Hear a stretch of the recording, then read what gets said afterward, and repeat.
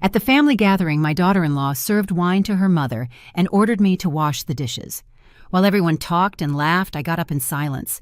Minutes later, they noticed I was no longer in the kitchen, and for the first time the silence was louder than the laughter. That night I should have stayed quiet. I should have smiled like I always did, nodded my head, and continued being the shadow everyone expected me to be. But something inside me broke when I heard those words come out of my daughter-in-law's mouth. "Elizabeth, wash the dishes, please. Mom and I are talking." She didn't yell. She didn't have to. Her voice was soft, almost kind, like someone asking the maid for a favor.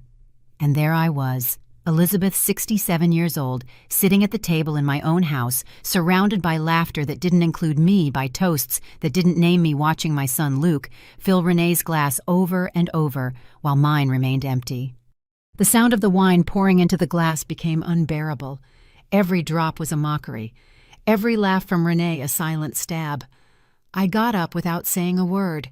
I collected the plates stained with sauce, the crumpled napkins, the scraps of food that others had enjoyed. I walked to the kitchen with trembling hands, feeling the weight of each plate turn into the weight of years of small humiliations, of sharp words disguised as courtesy, of fake smiles that never reached that woman's eyes. I turned on the faucet. The water hit the dirty porcelain hard, splashing my hands, my apron, my shattered pride. And as the water ran, something else began to run inside me. A promise. Never, ever again would I stay silent.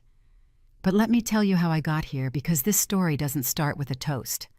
It starts much earlier, when I still believed that a mother's love could cure anything, that kindness would always be rewarded, that giving my entire life for my son would be enough to earn his respect. How wrong I was. The house where I was washing those dishes, that house with the tile floors I chose myself, with walls I painted by hand with my late husband Samuel, that house we built brick by brick with the sweat of 40 years of work. It didn't feel like mine anymore. Ever since Renee crossed the threshold as my daughter-in-law 3 years ago, everything changed. At first it was small things. A look of disdain when I made coffee, an exaggerated sigh if I turned on the television. Poisonous comments disguised as concern. "Elizabeth, don't you think you should rest more? At your age, so much fuss isn't good." What she meant was, "You're in the way." "Luke, your mom left the kitchen messy again. I'll take care of it, don't worry." What she meant was, "She's a burden." "Oh, Elizabeth, what a lovely blouse is it from when you were young?" What she meant was, "You're old and out of style." Every phrase was a drop of poison, and like a fool, I swallowed them all. I smiled, I nodded, I apologized for taking up space in my own home. That night of the toast was different, because I finally saw what I had been in denial about for so long. To Renee, I wasn't her mother-in-law. I was an obstacle, a piece of old furniture that had to be tolerated until she could get rid of it. As I scrubbed the plates with contained fury, I heard their laughter from the dining room. Renee was telling a story from her job, and everyone was laughing, Luke loudest of all. My son, my only son. The boy I held in my arms, who I nursed when he had a fever, who I raised alone after Samuel died. That man didn't see me anymore. Renee had done a perfect job, slow, calculated poisoning every word, every gesture, until I became a ghost in my own life. But that night, with my hands in the soapy water, my eyes burning with tears, I refused to shed. I made a decision. I wasn't going to scream. I wasn't going to beg. I wasn't going to plead for scraps of respect. I was going to watch. I was going to listen. I was going to remember every detail, every humiliation, every lie. And when the time was right, I was going to act. Because a woman who has built a house with her own hands also knows how to defend it. And I was tired of washing the dishes for people who saw me as trash. I dried my hands on the kitchen towel. I took a deep breath, and I returned to the dining room with a calm, almost serene smile. "Does anyone want more coffee?" I asked in a soft voice. Renee didn't even turn to look at me. "No, Elizabeth. You can go to bed if you're tired." I nodded. I went to my room, but not to rest, to plan. Because war isn't always won with shouts. Sometimes silence is the most powerful weapon. And if you've made it this far, if something in this story made you feel a knot in your chest, I ask you to subscribe to the channel. Because what comes next will make you understand why sometimes forgiveness isn't enough. Sometimes justice has to arrive with clean but firm hands. I couldn't sleep that night. I sat on the edge of my bed looking at the walls of my room as if I were seeing them for the first time in years. Walls that I myself had painted a soft sky blue, because Samuel used to say that color reminded him of me, calm but deep. Samuel, how I missed him in moments like this. He never would have allowed them to treat me this way. He, with his deep voice and big laugh, would have put anyone in their place with a single look. But Samuel had been gone for 7 years, and I had had to learn to fight my own battles, or rather, I had forgotten how to fight them. I stood up slowly, feeling my knees crack with the effort. 67 years is a heavy load when you've lived them, working from sunrise to sunset. I opened my dresser drawer and took out a rusty metal box. Inside, I kept old photographs, yellowed receipts, documents I hadn't seen in years. The first photo I found broke my heart. Samuel and I young standing in front of an empty lot. I was 27, he was 32, both in modest clothes, but with our eyes shining with hope. In my hands, I held a crumpled paper, the deed to the land we had just bought. That piece of land was all we had, and we paid for it with pure sacrifice. I remember the day we signed. Samuel worked in a shoe factory, 12-hour shifts that left him exhausted and with calloused hands. I sewed at home, taking any job I could get. Sweet 16 dresses, school uniforms, clothing repairs. My fingers would bleed some nights from pushing the needle, but we didn't care. We had a dream to build our own house, and brick by brick we made it a reality. On weekends, Samuel mixed the cement while I carried buckets of water. My friends told me I was crazy, that a woman shouldn't do that kind of work, but I ignored them. That house was going to be ours, and I was going to put every drop of sweat necessary into it. It took us 5 years to finish it. 5 years of waking up before dawn, of sacrificing outings and meals out of saving every dollar as if it were our last. When we finally laid the last tile on the living room floor, Samuel picked me up in his arms and spun me around like I was a little girl. "We did it, Liz. This house is ours and no one else's." And it was, until it wasn't. I put the photograph away and took out another paper from the box, the deed to the house. But it was no longer in my name or Samuel's. It was in the name of Luke Samuel Smith, my son. The knot in my throat tightened so much I had to take a deep breath to keep from choking. It had been my decision. After Samuel died of a sudden heart attack 7 years ago, I was left alone with the house and a small pension.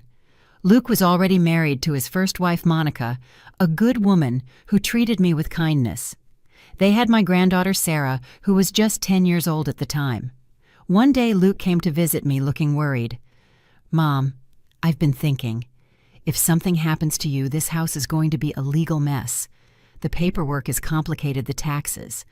Monica and I think it would be better if you put it in my name now. That way, when you're gone, Sarah and we don't have to go through all that bureaucratic pain. You can live here your whole life. That's not even a question, but legally it would be safer." He said it with such sweetness, with such logic, that I didn't hesitate for a second. I signed the papers at the lawyer's office without even reading them closely. After all, he was my son, my blood. What could go wrong? How naive I was. 2 years later, Monica died in a car accident. It was devastating for everyone, especially for Sarah, who lost her mother at 12. Luke fell into a deep depression. I temporarily moved in with them to help take care of the girl to cook to make the house feel less empty. And then Renee arrived. He met her at work at one of those corporate training sessions. Renee was an HR supervisor, elegant with perfect nails and a vocabulary full of business jargon I didn't understand. From the first day I saw her, I knew something was off. But Luke was dazzled. After 2 years of mourning, he was finally smiling again. I wanted him to be happy. I wanted to believe Renee would fill that void. I never imagined that void would end up swallowing me. They got married a year after they met. A simple, almost intimate wedding. Renee insisted it be just close family, and somehow I ended up feeling like just another guest, not the mother of the groom. After the wedding, Luke asked me to go back to my house. Mom, Renee and I need our space. Sarah is older now. She doesn't need as much care. You have your house. You can be comfortable there. My house, the one that now bore his name on the deed. I went back, and from then on, everything changed. Renee started visiting me to see how I was doing, always with that porcelain smile, always with comments disguised as kindness. Elizabeth, this house is very big for you all alone. Aren't you scared? Elizabeth, I saw the roof has a leak. That must be expensive to fix. Right, Luke told me your pension doesn't stretch very far. If you need help, just tell us. Every visit was an inspection. Every comment a seed of insecurity planted in my mind. And like a fool, I started to believe her. I started to feel that the house was indeed too big, that I was a burden, that I couldn't maintain it alone. Until that night at the sink, washing the dishes while they toasted, I understood the truth. Renee wasn't worried about me. She was measuring, calculating, waiting for the precise moment to take what Samuel and I had built with our own hands. I put the deed back in the box. I closed the drawer hard. Samuel had taught me something important when we built this house. The foundation is the most important thing. If the foundation is solid, the house can withstand any storm. And I still had a foundation. I just needed to remember how to use it. If someone had told me that a woman could dismantle your life without raising her voice, without screaming, without even showing anger, I wouldn't have believed it. But Renee taught me that the deadliest poison is the one administered drop by drop with a smile. The first time I saw her was at a dinner Luke organized to officially introduce us. I arrived with a lemon pie I had made that afternoon, the kind Luke had loved since he was a kid. I knocked on his apartment door with my heart full of hope. My son had finally found someone after Monica's death. I wanted it to work. I wanted to give her a chance. Renee opened the door. She was wearing a beige cashmere sweater, flawless dress pants, and a discreet but clearly expensive necklace. Her brown hair fell perfectly on her shoulders, every strand in place. She extended her hand with a wide smile. "Elizabeth, so wonderful to finally meet you. Luke has told me so much about you." Her handshake was firm, professional, like someone closing a business deal. I entered the apartment, and the first thing I noticed was the change. The furniture Monica had chosen was gone. Everything was minimalist now, white and gray with abstract paintings that meant nothing. The house no longer felt like a home. It looked like a dentist's waiting room. "I brought lemon pie," I said, lifting the container with pride. Renee looked at the pie as if I had offered her a piece of cardboard. "Oh, how sweet. But Elizabeth, Luke, and I are watching what we eat. No refined sugar. I'm sure you understand. But thanks anyway." She took the pie from my hands and left it on the kitchen counter, far from the table where the plates were already set. Quinoa salad with salmon. Nothing I recognized. Luke came out of the room with Sarah behind him. My granddaughter, then 14, ran to me and hugged me tightly. "Grandma, I missed you." I hugged her back, feeling her thin body tremble slightly. Something in her eyes told me not all was well, but before I could ask, Renee interrupted. "Sarah, honey, go wash your hands. Dinner is ready." It wasn't a suggestion. It was an order. And Sarah obeyed without a word, lowering her head. Dinner was uncomfortable. Renee controlled the conversation like an orchestra conductor. She talked about her job, her accomplishments, how she had implemented a new system at the company that had saved thousands of dollars. Luke watched her enchanted, nodding at every word as if he were listening to a sermon. I tried to participate. "Luke, how's your job at the construction firm?" Before he could answer, Renee answered for him. "Luke is considering a change of department. I've told him that with his profile he could aim for something much better. Right, honey?" Luke nodded. "Renee is right. I've been too comfortable in the same position." Comfortable, as if stability was a bad thing, as if the 20 years he had spent at that company meant nothing. Sarah ate in silence, pushing the quinoa from one side of the plate to the other. "Sarah, sweetie, don't you like the dinner?" I asked gently. The girl opened her mouth, but again Renee cut in. Sarah is learning to eat healthy. It's hard at first, but it's for her own good. Teenagers tend to gain weight if they're not careful. I looked at my granddaughter. She didn't have an ounce of fat on her. She was thin, almost fragile, but I said nothing. I didn't want to ruin the dinner. That was my first mistake. Staying quiet. The following months were a slow but steady transformation. Renee started calling me often always with kind pretexts. Elizabeth, I was in the neighborhood and brought some fruit. Can I stop by? At first I was happy. I thought she was making an effort to get to know me, but every visit was really an inspection. She would come in and look at everything with those hawk eyes. She'd check the refrigerator to see if I was missing anything. She'd open the cabinets to help me organize. She'd check the windows because she heard the weather was getting worse. One day she arrived with her mother Melissa, a woman my age, but who had clearly had some work done. Too much makeup, too much jewelry, too much arrogance in every gesture. Elizabeth, Renee has told me so much about you. What a nice house you have. Nice house. She said, nice, not beautiful. Like someone praising an old vase at a garage sale. The two of them walked through every corner while I made coffee. I heard them whispering in the living room.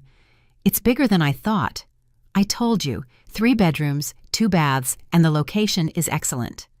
They talked about my house as if it were a property for sale. When I served them coffee, Melissa smiled with that bright red painted mouth. Elizabeth, it must be very tiring to keep all this clean. At our age, one just doesn't have the same energy. Our age. As if she and I were the same. As if I hadn't worked every day of my life while she was getting her nails done at a salon. I managed just fine, I replied firmly. Renee exchanged a look with her mother, a look that said, just you wait. The small humiliations became routine. Every time I visited Luke, Renee found a way to make me feel out of place. Elizabeth, don't touch that, it's imported. Oh, Elizabeth, that soap is for delicate hands. Better use the one in the guest bathroom. Don't go into the study Luke is working. Well, actually, he's watching TV, but it's his private space. His private space. In the apartment he paid for with a salary that was stable, thanks to me never charging him rent when he lived with me for years. But the worst part wasn't the comments. It was watching how Luke changed. My son, who used to call me every 2 days just to ask how I was, now took weeks to answer my texts. When he did, his replies were cold short. Mom, I'm busy. Is something wrong? Renee had reprogrammed him as if she had entered his mind and erased 20 years of history of hugs of sacrifices I made for him. One afternoon, I gathered my courage and confronted him. I went to his house unannounced, something Renee hated. Luke, I need to talk to you, alone. Renee appeared immediately as if she had radar. Elizabeth, is something wrong? Are you okay? You look upset. I'm fine. I just want to talk to my son. Luke looked at me uncomfortable. Mom, Renee is my wife. Whatever you have to say to me, you can say to her. There it was, the proof that I had lost him. I swallowed hard. I feel like I'm not part of your life anymore. Silence. Luke looked away. Renee put her hand on his shoulder as if marking territory. Elizabeth, nobody said that. It's just that Luke and I are building our life together. You have yours. It's natural for everyone to have their own space. Space. That word again. I left there with my heart in pieces, and as I walked back to my house, I understood something terrible. Renee didn't want me out of Luke's life. She wanted me out of the house that had his name on the deed, and she had started her plan the day she met him. You learn something when you get to my age. People don't take everything from you at once. First they ask to borrow something. Then they ask for a small favor. And by the time you realize it, they've already emptied your pockets and are still making you feel guilty for not giving more. That's exactly what Renee did. It all started 3 months after that painful conversation with Luke. I was still living in my house trying to keep the distance they so badly seemed to need. I didn't visit unannounced anymore. I didn't call as much. I swallowed my loneliness like bitter medicine. One Tuesday afternoon, Luke came to my house. Alone, without Renee. I was surprised to see him. It had been weeks. Mom, can I come in? Of course, son. This is your house. The words came out automatically, even though legally it was no longer a lie. It was his house. He came in and sat on the living room sofa, the same one his father used to watch football on. He looked tired. He had dark circles under his eyes and had lost weight. "Are you okay, Luke?" He sighed heavily.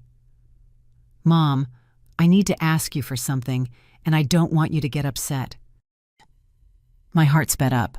When someone starts like that, it's because what's coming is going to hurt. "Tell me." "Renee and I are going through a rough patch financially. She had to lend her mom money for a surgery, and I had some unexpected expenses with the car. Everything hit us at once, and this month we just can't make it." I stayed quiet, waiting. "We need $3,000, just for this month. We'll pay you back in 2 paychecks, I promise." $3,000, more than half of my monthly pension. "Luke, I live on $5,000 a month. If I give you that, what am I going to pay my bills with?" "Mom, please, it's temporary. Besides, you don't have that many expenses. You don't pay rent. Your utilities are minimal. You don't have a car. We have much bigger obligations." "You don't pay rent." As if living in my own house was a privilege and not the result of 40 years of work. "And Renee? She has a good job, doesn't she?" Luke clenched his jaw. "Her salary goes to other things. I'm not asking you to give us anything, Mom. It's a loan." The word loan sounded so official, so serious, as if they really intended to pay it back. But he was my son, my only son, the boy I raised alone after Samuel died. How could I deny him help? "All right, let me get the money tomorrow." Luke stood up and gave me a quick, rushed hug. "Thanks, Mom. I knew I could count on you." He left before I could even finish making the coffee I had offered him. The next day I went to the bank and withdrew the $3,000. I felt the teller look at me with pity when he saw my account was left almost empty. I transferred the money to Luke through the banking app. His reply was a simple, "Received, thanks." Not an "I love you," not a "you don't know what this means to me." Just "received," as if it were a utility payment. The 2 paychecks passed, then a month, then 2. The money never came back, but the requests did. A month later, Renee called me directly. The first time she had done that in a while. "Elizabeth, good morning. How have you been?" "Fine, Renee. And you?" "That's why I'm calling. Look, I didn't want to say anything to worry you, but Luke had a problem at work. They cut his salary by 20%. We're tight, really tight." I waited for the request. "We need you to help us with $2,000 this month. I know we just asked you recently, but believe me, we wouldn't do it if it weren't urgent. It's just, we have to pay Sarah's tuition, and if we don't, they'll kick her out of school."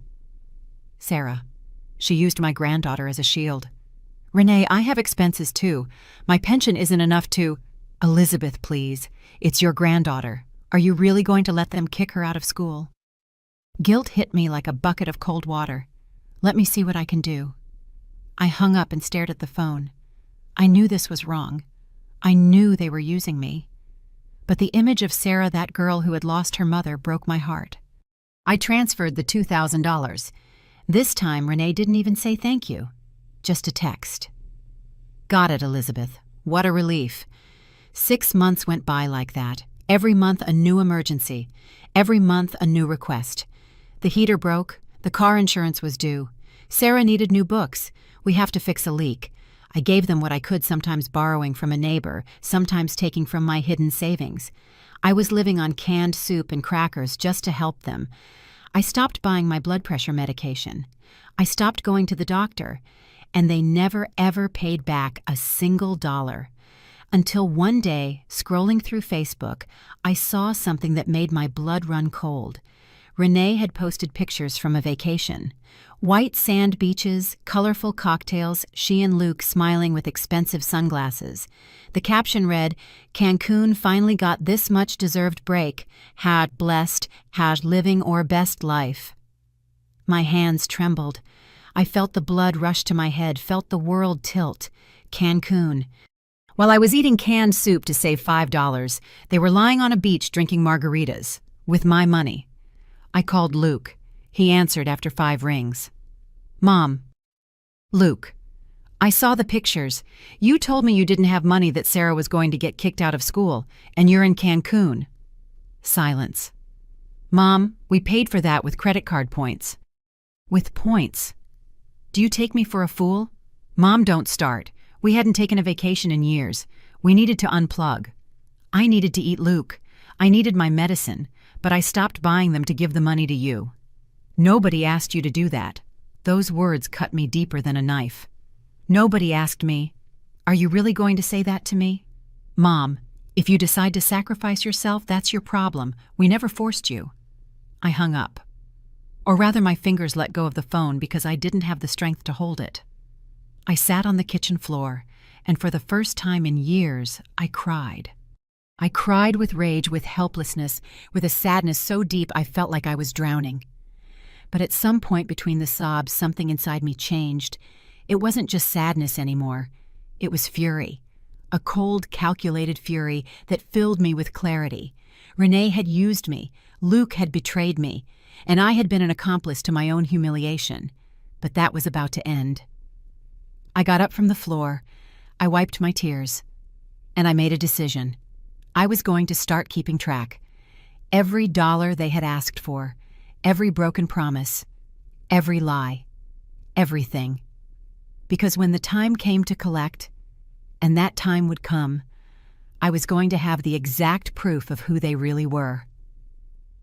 I opened an old notebook, and on the first page I wrote, "What they owe me, 12 hours, $700, and underneath in a firm hand, what I will charge them, their shame. They say you never forget the important dates, birthdays, anniversaries, the day you got married, the day your children were born.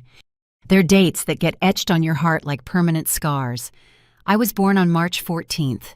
Samuel used to say it was the day spring began to wake up, and that's why I was his prettiest flower.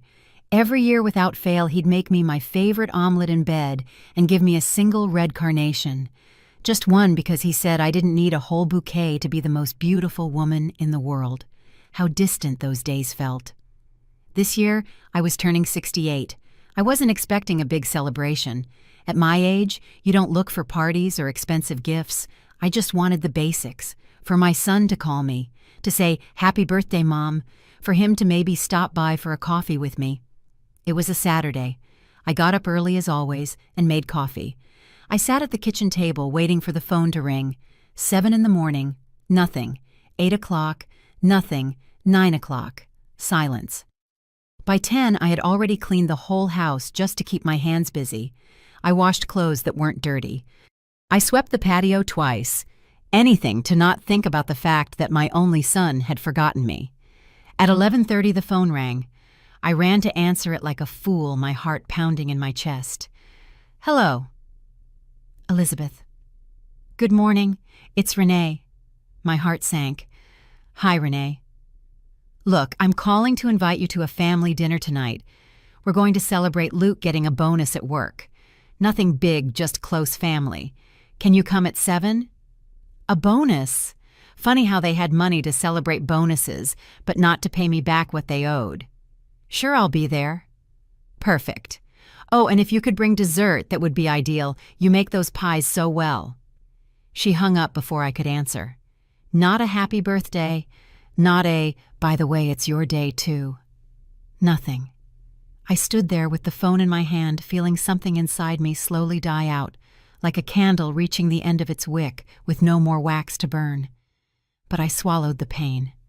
I put on my apron and made a cheesecake with blackberries, Luke's favorite when he was a boy. As I mixed the ingredients, I found myself quietly singing "Happy Birthday." I sang it to myself in my empty kitchen, with tears rolling down my cheeks as I mixed the cream cheese. At 7 o'clock sharp, I arrived at their house. I rang the bell with the cheesecake in my hands. Renee opened the door. She was wearing an elegant black dress, perfect makeup, high heels, as if it were a gala dinner. "Elizabeth, how punctual. Come in, come in." I walked in, and the living room was full of people. I recognized Melissa Renee's mother and her brother James with his wife Patricia. Some of Luke's work colleagues were there too. The table was decorated with silver balloons, scented candles, and an expensive floral centerpiece. Luke was at the center of it all, smiling, a glass of wine in his hand. "Mom, you made it. Let me help you with that."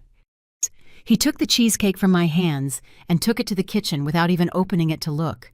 I sat in a corner of the living room in an armchair that was half hidden behind a plant. No one asked me how I was. No one offered me a glass of wine. It was like I was part of the furniture. Renee made a toast. I want to thank everyone for coming to celebrate this achievement of Luke's with us. He has worked so hard, put in so much effort, and finally the company has recognized his value to my husband, to his success, and to everything that's to come. Everyone raised their glasses. Cheers. I didn't have a glass. I raised an imaginary one, feeling like an idiot. The dinner was elegant. Renee had prepared beef medallions with truffled mashed potatoes, a gourmet salad, and artisan bread, all served on fine china that surely cost more than I spent on food in a month. As they ate, the conversation revolved around Luke and Renee, their plans to remodel the kitchen, their ideas about getting a new car, a possible trip to Europe next year. Europe. With my money still not paid back, Sarah was sitting across from me, my 17-year-old granddaughter now thinner and quieter than ever. At one point, our eyes met. She gave me a sad smile and typed something on her phone. Seconds later, a text came through. "Grandma, happy birthday. I remembered. I love you." I had to bite my lip to keep from crying right there. I texted back with trembling fingers. "Thank you, my love. You are my light." I put the phone away and looked around. No one else knew. No one else remembered that today was my birthday. Not Luke, not Renee, not any of the guests who were laughing and toasting. When dinner ended, Renee brought out a cake, a fancy, professionally decorated one. "Surprise!" she yelled. Luke stood up, acting surprised as if he didn't know. Everyone sang, "Happy birthday to you! Happy birthday to you! Happy birthday, dear Luke!" Dear Luke. My son's birthday was in August. It was 5 months away. This wasn't for him. It was an excuse, another one of Renee's lies, to look good in front of everyone. Luke blew out the candles, and everyone clapped. Renee kissed him on the lips dramatically, as if marking her territory. I was still sitting in my corner, invisible, my heart in pieces. No one asked me if I wanted cake. At 10 o'clock, I got up to leave. Sarah walked me to the door. "Grandma, wait." She pulled a small gift-wrapped box from her backpack. She handed it to me with teary eyes. "I couldn't buy you anything big, but I wanted you to have this." I opened the box. Inside was a hand-woven bracelet with colored beads that spelled out, "I love you, Grandma." All my defenses shattered. I hugged Sarah and cried on her shoulder, not caring who saw me. "Thank you, my girl. You're the only good thing I have left." "Don't say that, Grandma. You're strong, stronger than all of them." I left that house walking slowly, wearing the bracelet my heart destroyed. When I got to my house, I sat in the dark living room. I didn't turn on the lights. I just sat there in silence, listening to the tick-tock of the wall clock Samuel gave me 30 years ago. And then I understood. It wasn't just that they had forgotten me. It was that I never mattered enough for them to remember. To Renee, I was a nuisance. To Luke, an obligation. To everyone else, I simply didn't exist. But to Sarah, I was still someone. I was still worth something. And that was enough for me to make a decision. I wasn't going to keep begging for love. I wasn't going to keep waiting for scraps of attention. I wasn't going to keep being the shadow in the corner of my own life. I was going to get my dignity back. And if I had to become someone they didn't recognize to do it, so be it. I took off the bracelet carefully and put it in my dresser next to Samuel's photos. It was my reminder that there was still genuine love in this world, and also my reminder that it was time to stop giving love to those who didn't deserve it. I went to bed that night with a promise. The next birthday they celebrated in that house, I wouldn't be sitting in the corner.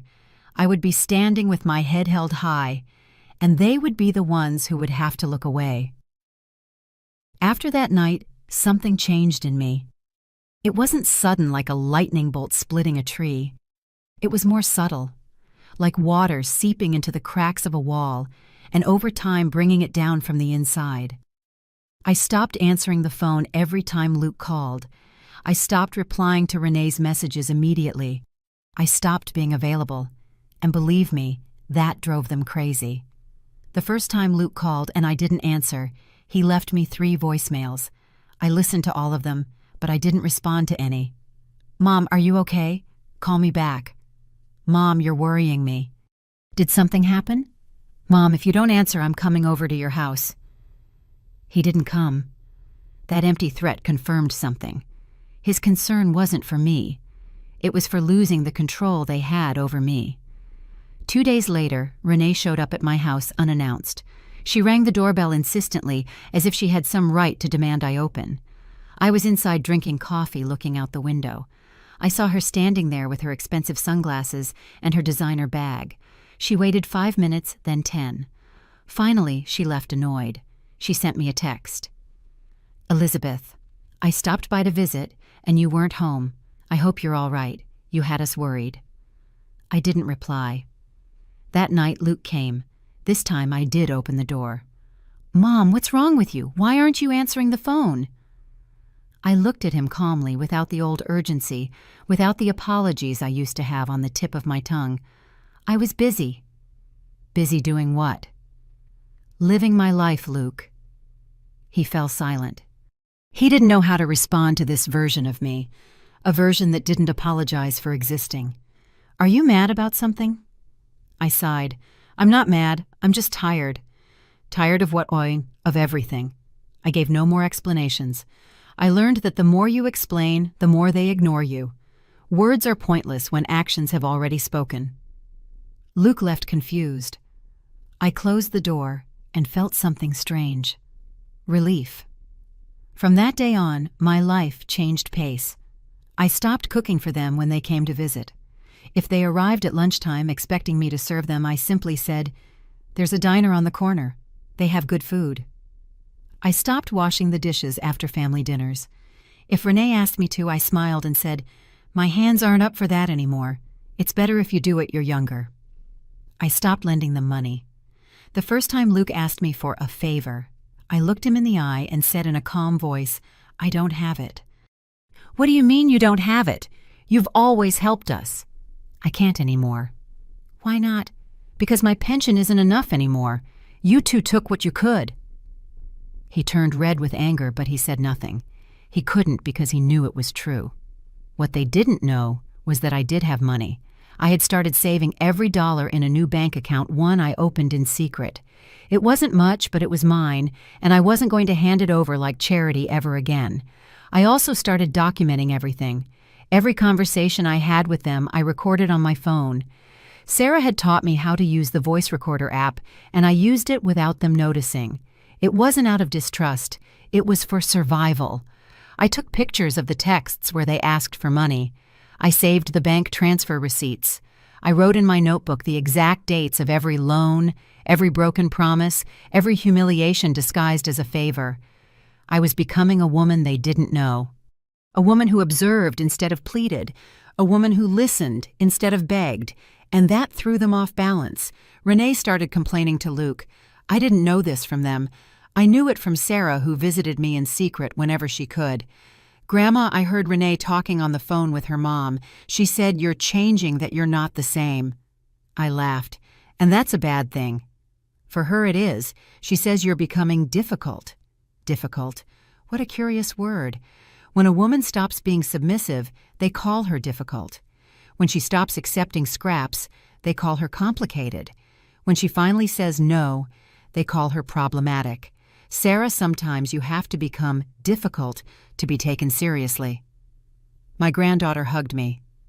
"I like this version of you, Grandma. You're less afraid and more respected." Those words stuck with me. The weeks passed and my silence began to echo. Luke tried to get close again, but this time with a different strategy. He arrived one Sunday with flowers. "Mom, I brought you these. I know we've been distant." I received them without emotion. "Thank you." "Aren't you going to put them in water? Later?" He sat in the living room uncomfortable. I made coffee, but only 1 cup. For me. "Aren't you going to offer me any? Do you want some?" "Yes." I got up and made him one. I gave it to him without sugar, even though he always took it sweet. I didn't do it on purpose. I simply didn't remember his preferences anymore. Or maybe I did, but I just didn't care to please him. "Mom, Renee told me you've been acting strange." "Strange how?" "Well, distant, cold." "Oh, is that all you're going to say?"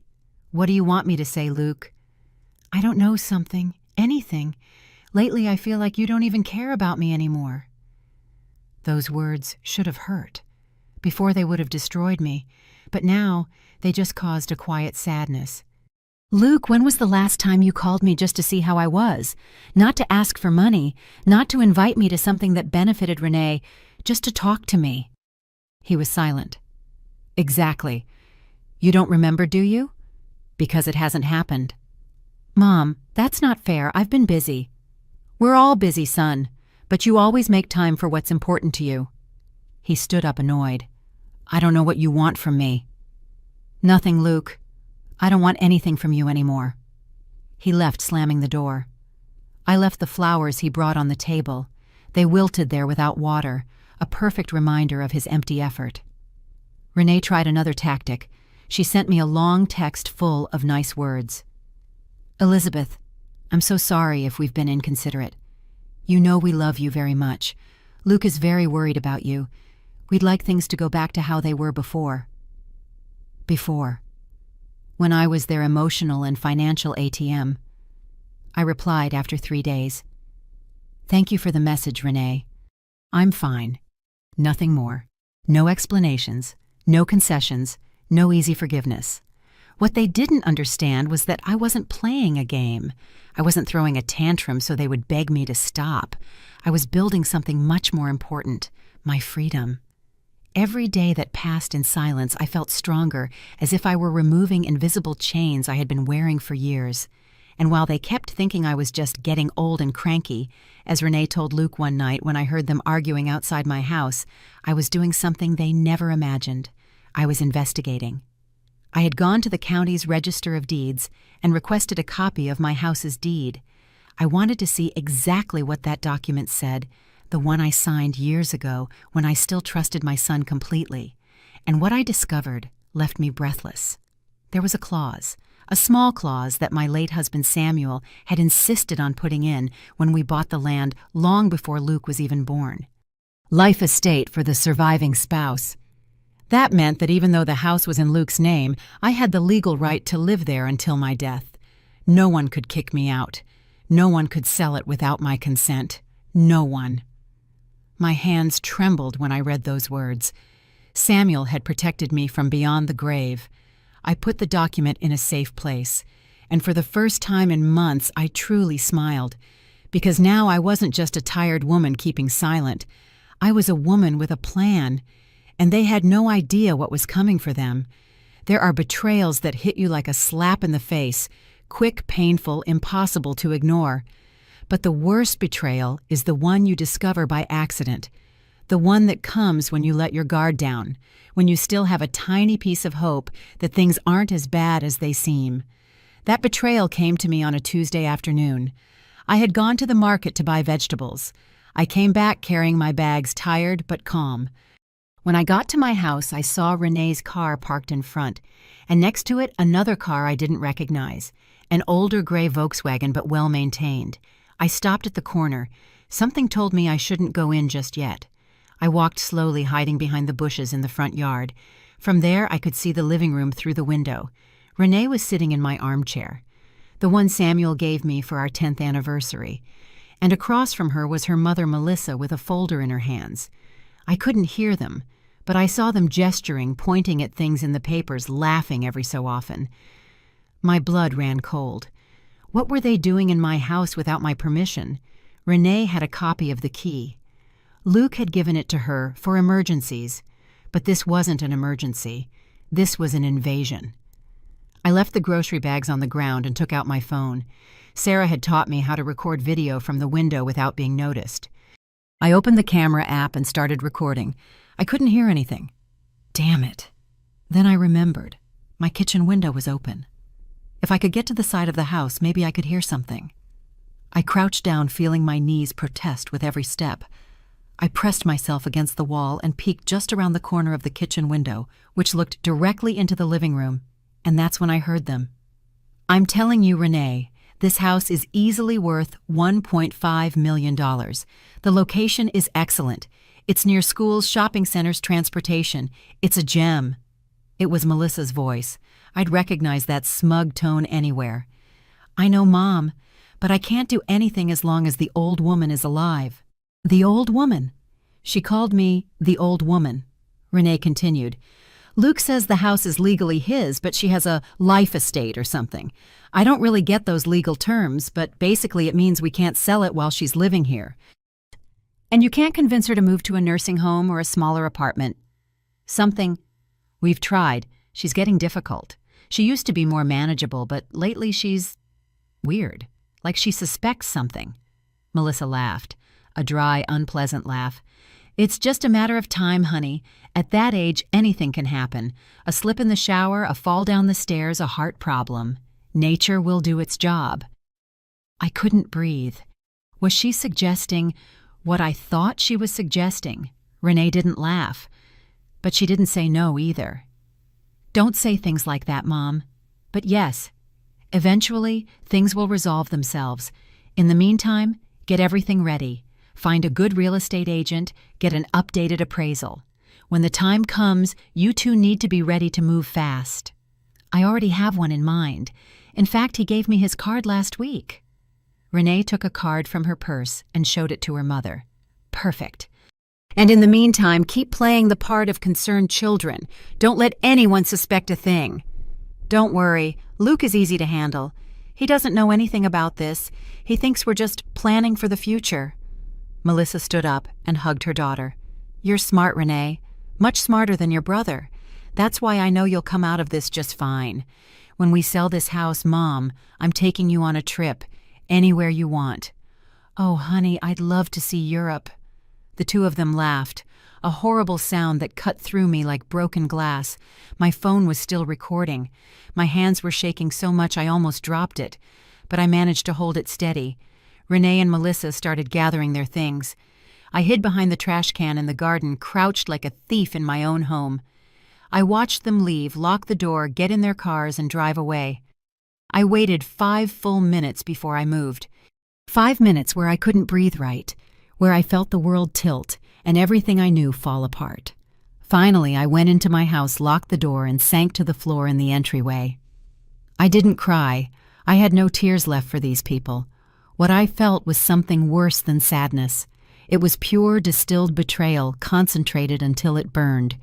Renee was planning to sell my house, the house that Samuel and I built, brick by brick, the house where I raised my son, where I mourned my husband's death, where I kept every memory of my life. And the worst part?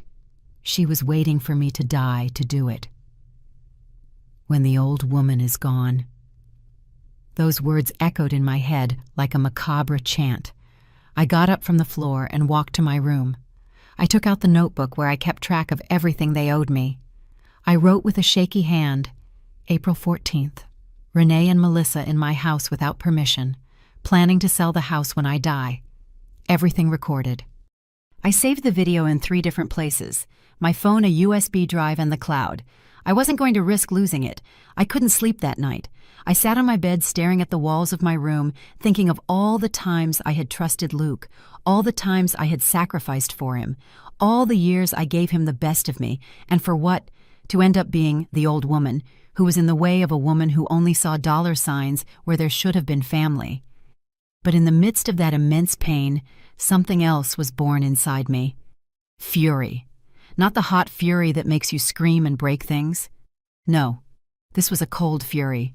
Calculated. The fury of a woman who has nothing left to lose because they've already taken everything that mattered. And with that fury came clarity.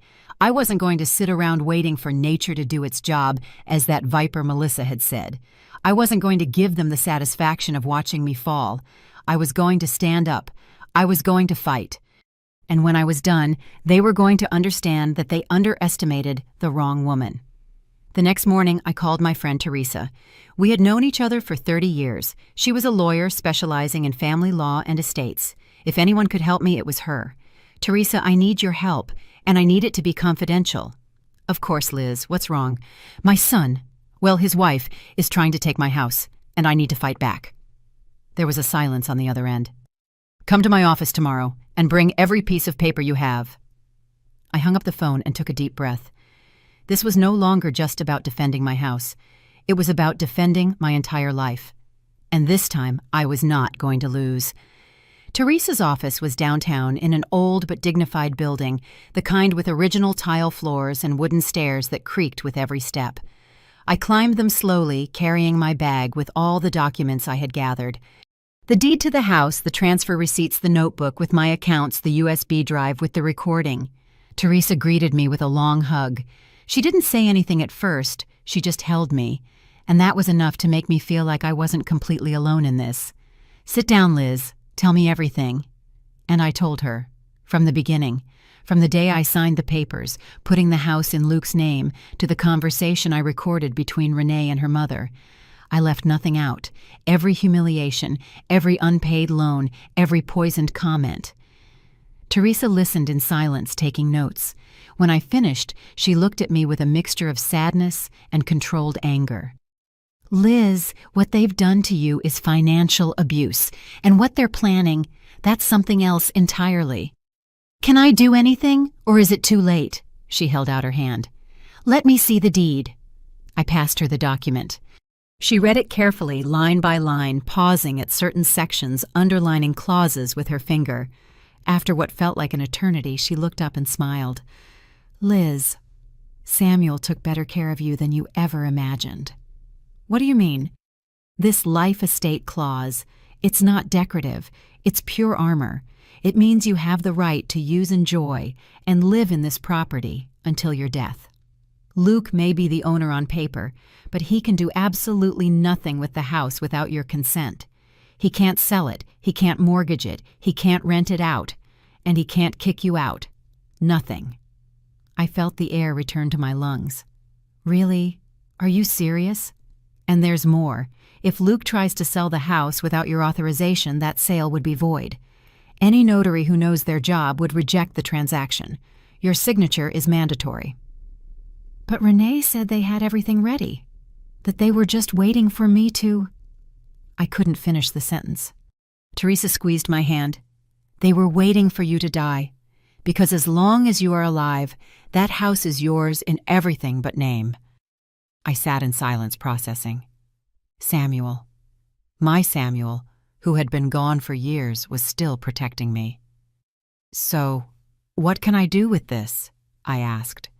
Teresa leaned back in her chair, thinking. "You have several options. First, do nothing. Just live peacefully knowing they're wrong and they can't touch you." "I don't want that." I figured. Second option, you can get the property back completely. We can prove that you signed the house over to Luke under false pretenses and that he and his wife have financially abused you. With the evidence you have, a judge could reverse the gift." "Is that possible?" "Yes, it's called revocation of gift due to ingratitude. And believe me, what they've done to you qualifies perfectly." My heart started beating faster. "How long would it take?" 6 months, maybe a year. Depends on the court. But with the evidence you have, the transfers, the notebook, the recording, you have a solid case." "I want to do it," Teresa nodded. "We'll need to file a formal lawsuit. It's going to be a long process and probably a painful one. Luke is going to find out. He's going to react. He might try to convince you. I'm not backing down." "Good. Then let's get started." We spent the next 2 hours going over every document, preparing the file. Teresa took pictures of the receipts, transcribed the dates from the notebook, saved copies of the video. "This recording is pure gold, Liz. It shows premeditation, bad faith, even possible conspiracy. A judge is going to see this and be absolutely ashamed for them." For the first time in months, I felt something like hope. "And in the meantime, do I have to keep seeing Luke, pretend I don't know anything?" "That's up to you. But my advice, don't show your cards just yet. The less they know, the better. Go on with your normal life. Don't give them any clues about what you're doing. And when the time comes to file the suit, let it be a total surprise. I trust you. I can do that. One more thing, Liz. I need you to be emotionally prepared. This is going to destroy what's left of your relationship with Luke. It may never recover." I fell silent, feeling the weight of those words. "Teresa, that relationship is already broken. I'm just making official what they started years ago." I left Teresa's office with a folder full of documents and a clear plan. For the first time in a long time, I felt like I was in control. The next few days were strange. I followed my routine as always, but everything felt different. Every time I looked at my house, I no longer saw just walls and a roof. I saw proof that Samuel had loved me enough to protect me, even after he was gone. Luke called one afternoon. "Mom, how are you? We haven't talked in days." "I'm fine, son. Just busy." "Busy with what?" "My own things." There was an awkward silence. "Renee wants to invite you to dinner this Saturday." "Oh." Of course. Renee wanting to keep up appearances. "I can't. I have plans." "Plans with who?" "With a friend." "What friend?" His insistence irritated me. "Luke, I'm 68 years old. I don't have to give you explanations about my life." Another silence. "Okay, Mom, it's just... we worry about you." "Don't worry so much. I'm perfectly fine." I hung up before he could say more. That Saturday, instead of going to dinner with them, I went to the movies. By myself. I saw a comedy that I didn't entirely understand, but it made me laugh. I ate popcorn with butter and drank a soda. I felt free. When I left the theater, I had 3 missed calls from Renee. I didn't return them. That night, as I was getting ready for bed, I looked at myself in the bathroom mirror. There was something different in my face. That permanent sadness was gone, that resignation I had carried for years. Now there was determination. Samuel looked at me from the photo on my dresser. "My love," I said quietly, "thank you for taking care of me. Now let me finish what we started together." I put all the documents in a safe place inside the metal box I hid in the closet behind the old blankets. No one would look for it there. Teresa told me the lawsuit would be ready in 2 weeks. 2 weeks to prepare myself mentally. 2 weeks to make sure I was making the right decision. And with every day that passed, I was more certain. Because this wasn't just about getting a house back. It was about getting me back. The woman I was before I became invisible. The woman Samuel loved. The woman who deserved respect, not for what she could give, but simply for existing. And that woman was ready to fight. 2 weeks. That's how long it took Teresa to prepare all the legal documents. 2 weeks where I felt like a soldier waiting for battle. Nervous, yes, but also strangely calm. Like when you know you're about to do the right thing, even if it hurts. During those days, Renee intensified her attempts to get close. She called me every other day with absurd pretexts. "Elizabeth, did you see the price of gas went up? It's terrible, isn't it? Elizabeth, I found a recipe I want to make for you. Can I stop by tomorrow? Elizabeth, Luke asked me to invite you to the movies this weekend." To everything I said no with simple excuses. "Thank you, but I can't. I'm busy. Maybe another time." And then came the invitation I couldn't refuse without raising suspicion. One Wednesday afternoon, Luke showed up at my house. He wasn't alone. He had Sarah with him. "Mom, we need to talk." My granddaughter looked at me with pleading eyes. Something was wrong. "Come in." They sat in the living room. Luke looked uncomfortable. Sarah kept her eyes on the floor. "Mom, Renee and I have been talking. We feel like you've been distant lately, and we want to fix it." I crossed my arms. "Fix what?" "Things between us, the relationship. Renee is hosting a family dinner this Saturday. Her mom will be there, her brother, Sarah, and we want you to be there." What for? To celebrate. To be together. To be a family again. Celebrate. What an empty word from his mouth. "I don't know, Luke. I've been tired lately." Sarah spoke for the first time. "Grandma, please. Go. For me." I looked at her. There was something in her eyes, a silent warning, as if she wanted to tell me something but couldn't with Luke there. "All right, I'll go." Luke smiled, relieved. "Perfect. It's at 7. And Mom, please come with a good attitude. Renee really wants this to work." They left soon after, but Sarah sent me a text as soon as they left my house. "Grandma, be careful. I heard Renee talking to her mom. They're going to announce something at the dinner. I don't know what, but I don't like it. Keep your eyes open." My skin crawled. So this was a trap, Not a reconciliation. An ambush. I texted back, "Thank you, my girl. Don't worry. I know how to take care of myself." I called Teresa immediately. "Teresa, they're going to try something. I can feel it. They organized a dinner and I think they're going to pressure me to sign something or agree to something. What do you want to do?" "I want to go, but I want to be prepared." "Then take your phone, keep it recording, and do not sign absolutely anything. Did you hear me? Nothing. Even if they threaten you, even if they beg you, nothing." Understood. Saturday arrived faster than I expected. I got ready with care. I didn't dress like the submissive grandmother they knew. I put on a navy blue dress, modest but elegant. I put on a little makeup. I did my hair carefully. And I put my phone in the side pocket of my dress with the recorder already activated. If they were going to try something, I was going to have proof. I arrived at 7 o'clock sharp. I rang the bell, and Renee opened with a smile that was too big, too fake. "Elizabeth, so glad you could come. Come in, come in." The house was decorated for a special occasion. Scented candles, soft music playing the table, set with a fine tablecloth and crystal glasses.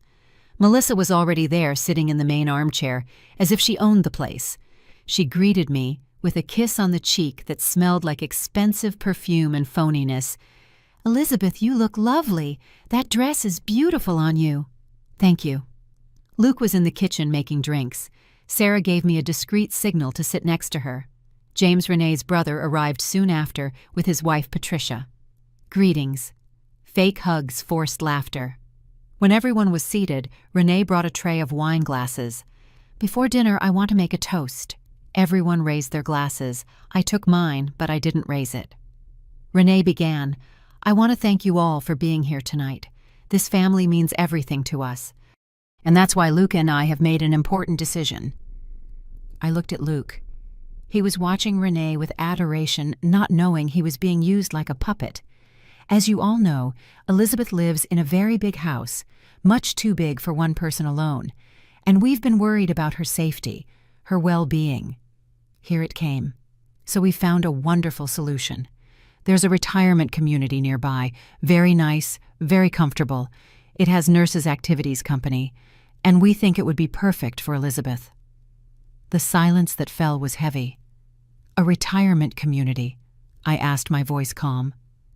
"Yes, Elizabeth. A place where you'd be cared for, where you wouldn't have to worry about maintaining such a big house, where you could rest." "And my house—" Renee exchanged a look with her mother. "Well, the house would become available.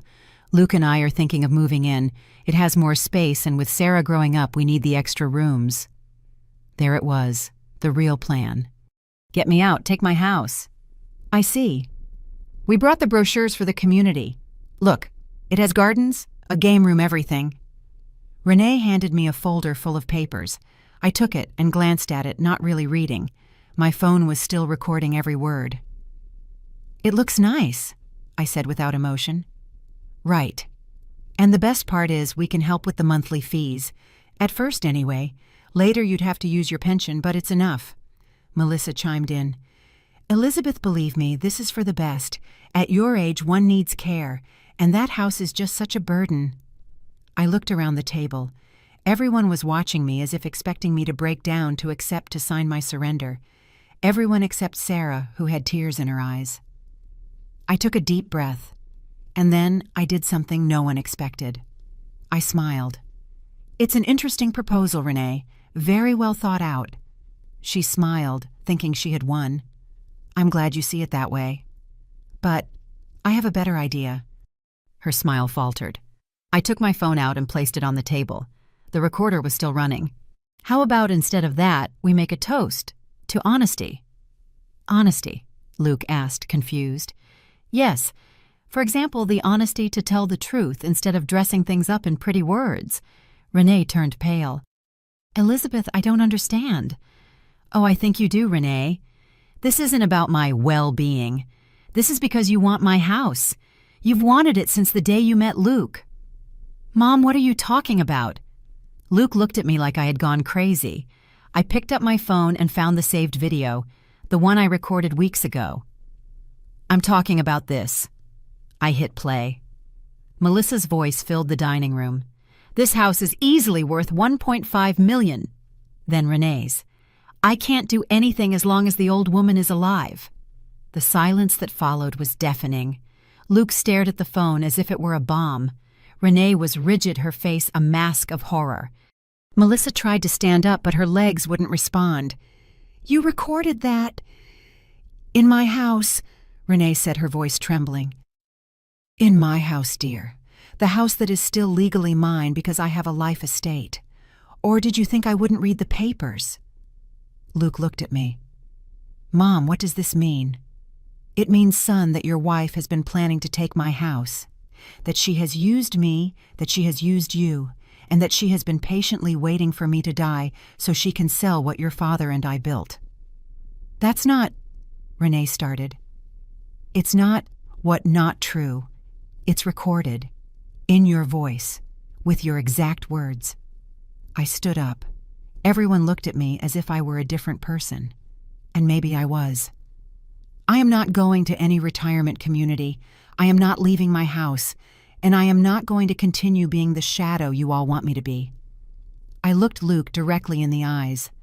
Son, I gave you everything. I gave you my entire life. And you let this woman turn me into a burden. Mom, I didn't know. You should have known. You should have defended me. But you chose to believe her instead of seeing me. I grabbed my purse and walked to the door. Sarah ran after me.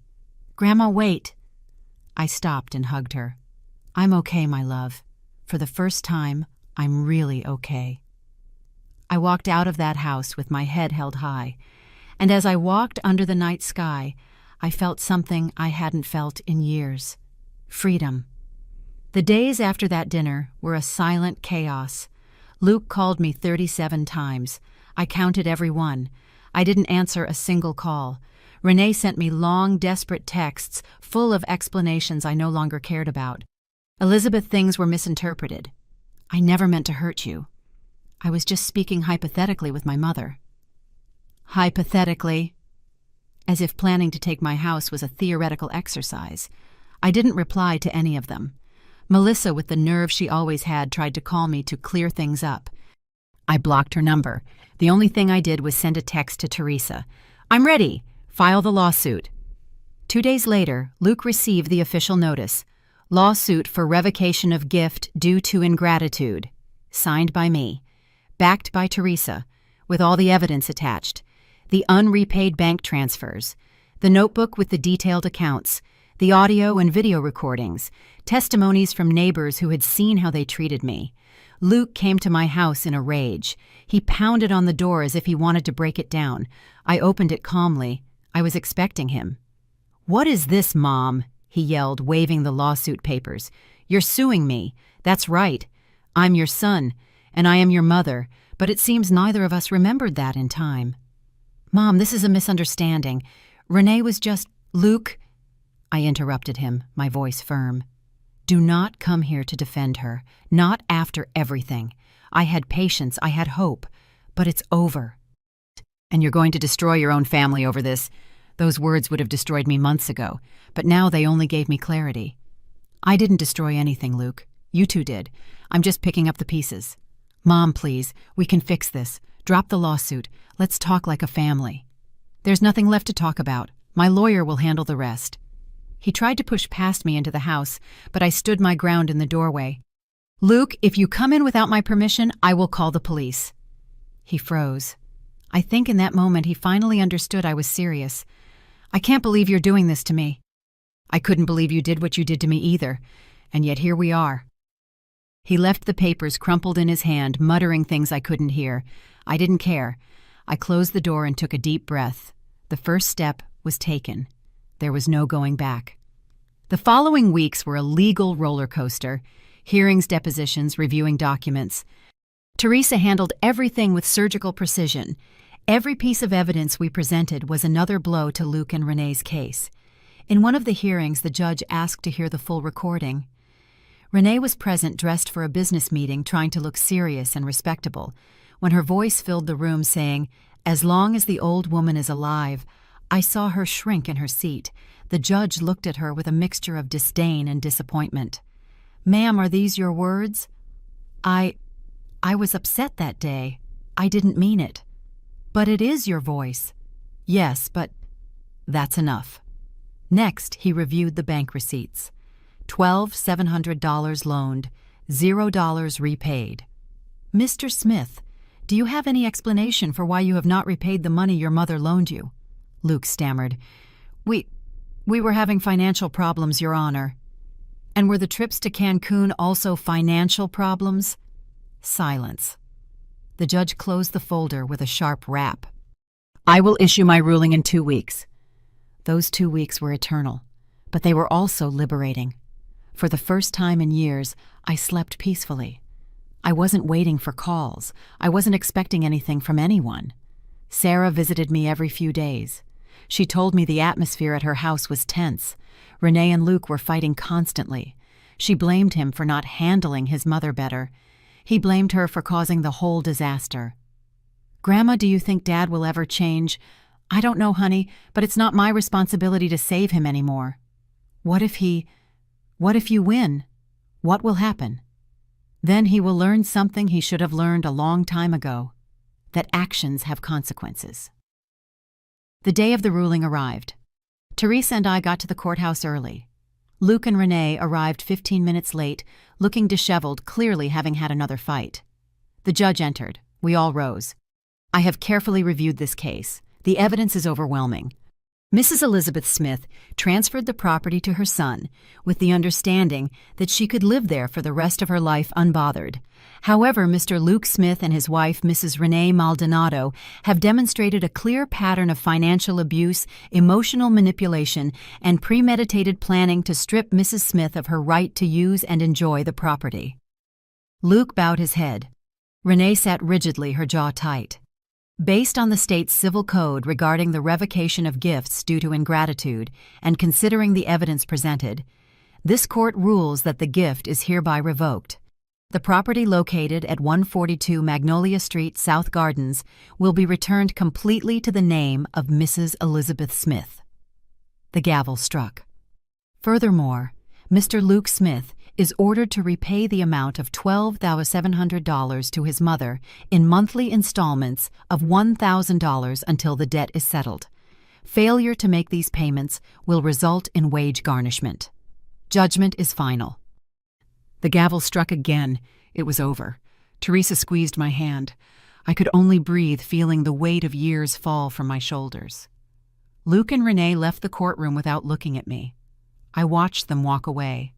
2 defeated figures who had gambled everything on a lie and lost. I didn't feel triumph. I felt peace. Outside the courthouse, Teresa hugged me. "You did it, Liz. We did it. What are you going to do now?" I looked up at the sky. It was a clear day with fluffy clouds that looked painted on. "I'm going to live, Teresa. For the first time in a long time, I'm just going to live. Without fear." That afternoon, I returned to my house, with my name on the deed, my rights restored, my dignity intact. I sat in the living room armchair, the one Samuel had given me, and I cried. But not from sadness, from relief. The following months were about healing. Luke began making the payments. We didn't talk, but the money arrived on time every month. It was his way of saying he understood. Renee, as Sarah told me, had filed for divorce. She couldn't stand the humiliation of losing, of everyone knowing who she really was. She left Luke's apartment and moved back in with her mother. Luke was alone. And according to Sarah, that was the best thing that could have happened to him. "He's going to therapy, Grandma. He says he needs to understand how he got to this point. I'm glad he's getting help. Will you ever forgive him?" I thought for a moment. "I don't know, Sarah, but I do know that I'm no longer carrying his guilt. That's his to carry, and he has to learn to live with it." One Saturday, 6 months after the ruling, someone knocked on my door. It was Luke. He was alone. No Renee, no excuses. He was holding flowers, red carnations. "Mom, can I come in?" I looked at him for a long moment. I no longer saw the son who had betrayed me. I saw a broken man trying to find his way back. You can come in, but only if you're here to really talk, not to ask for anything, not to make excuses, to talk. I just want to talk, Mom. I promise. I opened the door. I don't know if we'll ever be what we were. Probably not, but maybe we can be something new, something more honest. I made coffee, 2 cups, with sugar just how he liked it. And for the first time in years, we talked. Really talked. The end. It's been a year since that ruling. My house is still mine. My days are quiet, filled with small joys I never used to notice. Coffee in the morning, chats with my neighbors, Sarah's visits every Sunday. Luke and I have a cordial relationship. It's not what it was, but it's real. We don't pretend anymore. We don't lie to each other. And that even if it hurts is better than the farce we were living. Sarah visits me faithfully. She says she wants to learn from me that I taught her to never forget who she is. One Sunday, while we were having tea in the garden, she asked me, "Grandma, how did you know it was time to fight?" When I understood I had nothing left to lose my girl. When I realized that the worst loneliness isn't being alone, it's being surrounded by people who make you feel invisible. And you don't have any regrets about confronting them about suing Dad. Regrets. I smiled. Sarah, I regret a lot of things. I regret staying silent for so long. I regret accepting scraps when I deserved respect. I regret forgetting who I was before I became just Mom or Grandma. But I will never regret getting my dignity back. Ever. Sarah hugged me. When I grow up, I want to be just like you. No, my love. I want you to be better than me. I want you to not have to wait until you're 68 to learn that your value doesn't depend on how much you give, but on how much you respect yourself. We sat in silence watching the sun set behind the trees in the garden, and in that silence I finally found what I had been looking for my whole life. Peace, not the peace that comes from everything being perfect, the peace that comes from knowing you did the right thing even when it hurt. That night before I went to sleep, I stood in front of Samuel's picture. I did it, my love. I defended what was ours. I defended what we built. And I swear I felt his presence like an invisible hug, reminding me that I was never really alone. Because true love doesn't just protect you when it's present. It protects you forever. I closed my eyes and slept soundly. In my house, in my bed, in my life. Finally free. Because true wealth isn't what you own.